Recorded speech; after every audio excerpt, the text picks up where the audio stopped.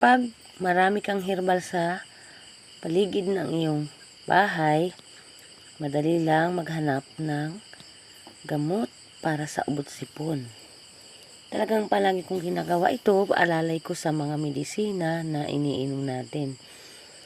Talagang gumagawa ako ng pangbanyos or haplas para sa likod, para naman maalis ang ubo-sipon kaagad. Dahil nga syempre kapag tag-ulan na, biglang iinit, biglang uulan, uso na talaga ang ubo at sipon.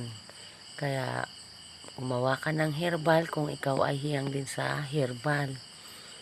Dahil na malaking tulong din ito. Kumuha ka ng dahon ng sili, sambong, at nilalagyan ko ng oregano. Kung may artemisa ka, or hindi ko alam kung anong tawag dun sa inyo ng artemisa, yung parang mansanilya na dahon. At sangig. Sangig naman, basil po yan. Kahit anong lahi ng basil, anong variety meron ka, pwede yan. Herba buena, maganda din yun sa ubot-sipon. Ang pansit-pansitan, maganda rin, pero mas maganda ang pansit-pansitan ay inumin mo. Ginagawa ko sa mga herbal na aking napipitas ay iniihaw ko, binabalot ko sa dahon ng saging at kinakatas.